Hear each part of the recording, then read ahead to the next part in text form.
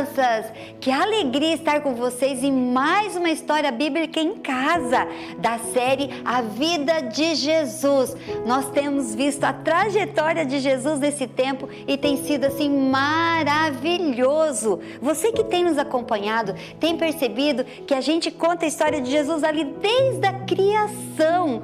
Maravilhoso, ele estava ali no momento que Deus estava criando cada coisa do mundo para nós, inclusive o ser humano. E também a gente percebeu o nascimento de Jesus, o tempo que ele era criança, assim como você que está indo aí nos assistindo. Nós vimos também o batismo de Jesus, que deixou como exemplo seu primeiro milagre, também outros milagres que a gente sabe que Jesus fez, e também acompanhamos na história passada o milagre dos peixes e pães. Nossa, Jesus é realmente o máximo, não é? E hoje nós veremos então dois grandes momentos dele também, que é a entrada triunfal dele em Jerusalém, como também a ceia, a Páscoa. E tudo isso está na Bíblia, e se está na Bíblia, vocês já sabem que é a verdade. Muito bem. E essas passagens de hoje, elas estarão em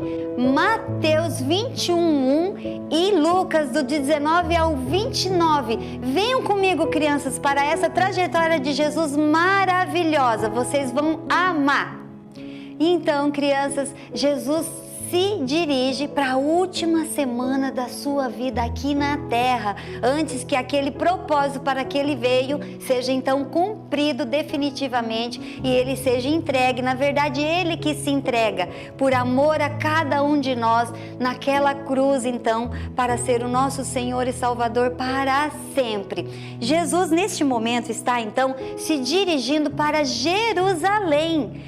Lá aconteceria a Páscoa, a festa que todos os anos acontece em comemoração, né? Em lembrança àquela passagem que todo o povo de Israel teve quando saiu então da escravidão no Egito para o deserto junto com Moisés, quando eles foram libertos. Lembrando aqui que Páscoa então refere-se a isso, a essa passagem que esse povo teve para então a sua libertação. Nós logo voltaremos a esse tema, porque nós estamos lembrando que Jesus está indo então agora para Jerusalém. Ele fará a sua entrada triunfal. Todo o povo se dirigindo para lá então. E no caminho ele para em Betânia, ele tem um momento lá com seu amigo Lázaro, Maria e Marta, janta por ali. Continua no dia seguinte, então, a sua caminhada, e as pessoas, então, o povo que também se dirigiam para lá, sabiam que Jesus também estava indo e começaram já a ter aquele burburinho, não é? Nossa, que Jesus estava, então, se dirigindo a Jerusalém. Ele pediu, então, que 2 de seus discípulos fossem à frente, que tinha uma moradia mais à frente, onde tinha uma jumenta com um jumentinho amarrado. Então Jesus pediu que eles fossem até lá, desamarrasse esse jumentinho e trouxesse, para que então ele fosse usado para essa entrada em Jerusalém. Isso viria a cumprir com mais uma das profecias que o Messias, Jesus, estava então cumprindo. Mais uma prova de que ele realmente era o nosso Senhor e Salvador. Então, lá em Zacarias 9:9 diz isso, que o rei entraria em Jerusalém montado num jumentinho que nunca havia sido montado. Jesus então deu essa ordem aos discípulos, eles desamarraram esse jumentinho e trouxeram. E ele ainda disse, caso perguntem, diga que o Senhor estará usando, mas que depois será devolvido, né? Para que ficasse tranquilo que esse jumento será devolvido ao seu dono. E assim então eles fizeram. E Jesus então, montado nesse jumentinho, tem então a sua entrada triunfal em Jerusalém. Como um rei, as pessoas jogavam os seus mantos no chão, os seus ramos, palmeiras, para fazer assim um caminho, um tapete, para que esse rei então fosse aclamado. E assim Jesus foi aclamado. O povo gritava Hosana, Hosana nas alturas, que significa salve-nos Senhor. O povo neste momento estava reconhecendo que ele realmente era o filho de Davi, que ele realmente vinha dessa descendência, que ele era o Filho de Deus, do nosso Pai. Hosana, o nosso Salvador. Crianças, entendam que o povo estava ainda oprimido, porque não haviam mais reis.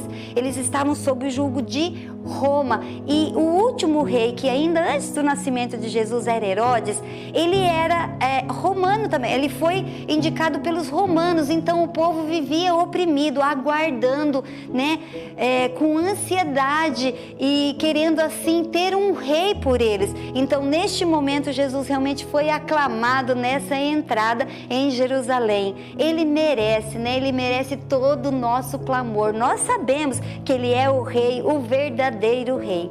E assim então teve aquele momento ali de glória.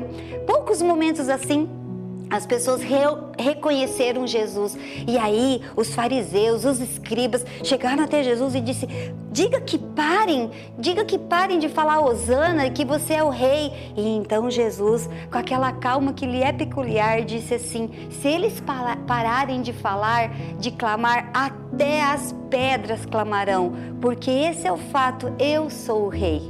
Crianças, não é que Jesus queria ser o rei, não é que alguém colocaria ele como rei. O fato é que ele é o verdadeiro rei, e isso não muda. Isso é a palavra, essa é a palavra viva se cumprindo. Desde então, a profecia lá de Zacarias 9:9, como eu falei.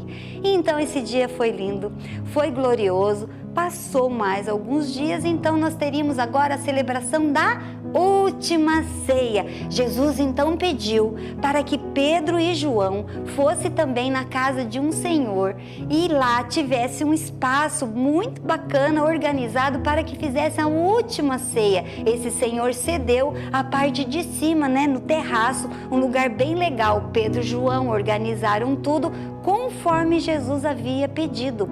E ali então eles teriam esse último momento, essa despedida. Jesus estava também, como muitos, cumprindo com o fato de, uma vez por ano, comemorar a Páscoa. Essa seria a última, a ceia, em que Jesus estaria ali participando com todos os seus discípulos. Lembrando então que nós falamos antes que Páscoa é a passagem na 10ª praga que houve ainda lá no Egito, antes do povo sair para o deserto, para a libertação.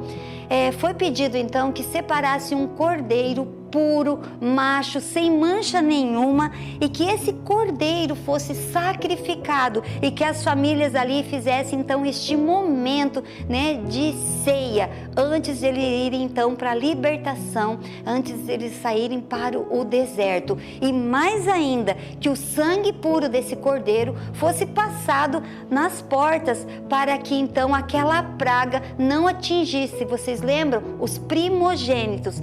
Todo o Egito sofreu então dessa praga, mas aquele que passasse o sangue do cordeiro, né, não seria atingido. Assim então todo o povo hebreu, todo o povo judeu fez, e eles foram libertos também pelo sangue do cordeiro. E nessa comemoração dessa Páscoa, agora a última de Jesus, ele então ensina e compartilha com os seus discípulos, pegando o pão nas suas mãos e dizendo que aquele pão, né, repartido entre todos, representaria o seu corpo, né, o seu corpo que foi doado para todos nós, para que nós tivéssemos vida. Fez a mesma forma com o vinho. Jesus, pegando o vinho também celebrou o seu sangue, que também seria logo ali no dia seguinte derramado por cada um de nós.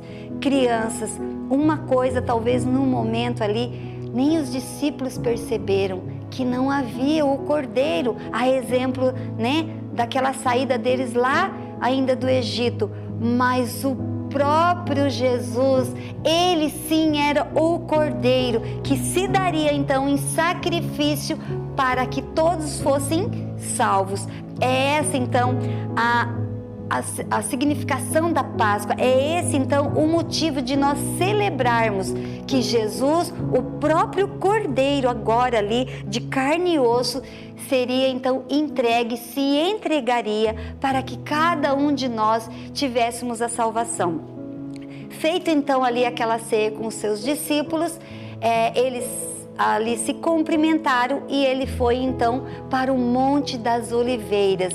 E lá houve um momento assim maravilhoso, mas que você saberá na próxima semana, que ainda teremos mais sobre a vida de Jesus, esse mestre, esse Senhor, esse nosso Salvador, que desde antes, muito antes ainda de existir, até toda a criação, Jesus já estava lá e tudo teve um propósito para a sua vinda, que venha se cumprir ainda. E semana que vem você vai assistir, vai perceber o ato máximo que Jesus fez por mim e fez por você.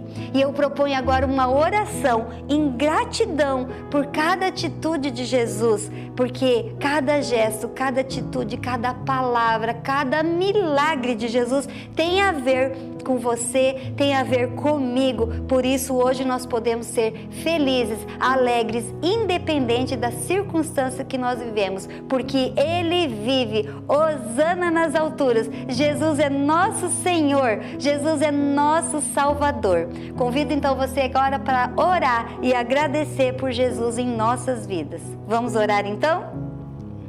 Senhor Jesus, muito obrigada, Senhor, pelo seu imenso amor por nós, por tudo, ó Deus, que o Senhor tem feito até aqui. Obrigada por ter se revelado, obrigada, Senhor, por ter sido o verdadeiro Cordeiro, Senhor, vivo e que se entregou para salvar a cada um de nós. Obrigada por tantos ensinos.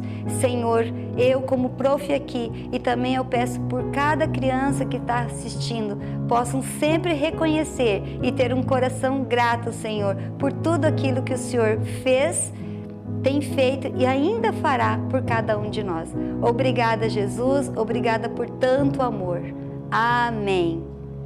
Então é isso, nos encontramos aí nos próximos dias e não perca, quarta-feira que vem, mais da vida de Jesus.